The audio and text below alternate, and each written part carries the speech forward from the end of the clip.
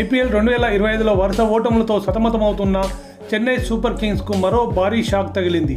ఆ జట్టు కెప్టెన్ రుతురాజ్ గైక్వాడ్ మోచేయి గాయం కారణంగా ఈ ఏడాది సీజన్ మొత్తానికి దూరమయ్యాడు. అతడి స్థానంలో legendary wicket keeper batter MS Dhoni మరోసారి తమ జట్టు పగ్గాలను సిఎస్కే మేనేజ్మెంట్ అప్పగించింది. రుతురాజ్ గైక్వాడ్ మోచేయి ఎముక విరిగింది. దీంతో ఈ ఏడాది ఐపీఎల్ సీజన్ నుంచి రుతురాజ్ తప్పుకున్నాడు.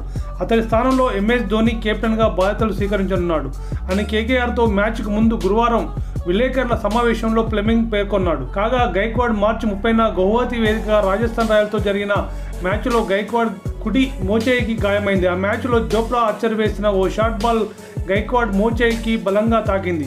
వెంటనే రుతురాజ్ తీవ్రమైన నొప్పితో విలవిల్లాడాడు. ఆ తర్వాత ఫిజియో సాయం తీసుకొని తన ఇన్నింగ్స్ను కొనసాగించాడు. ఆ తర్వాతి మ్యాచ్లకు రుతురాజ్ దూరంగా ఉంటాడని వార్తలు వినిపించాయి.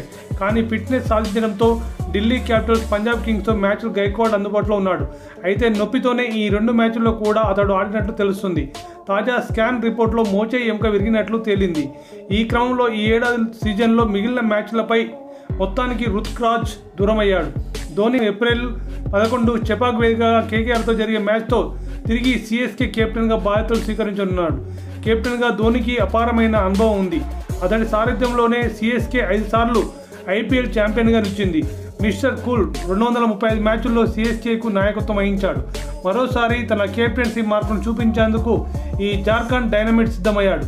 ఈ ఏడాది సీజన్లో ఇప్పటివరకు 5 మ్యాచ్లు ఆడిన చెన్నై కేవలం 1 విజయంతో పాయింట్ల పట్టికలో 9వ స్థానంలో కొనసాగుతుంది.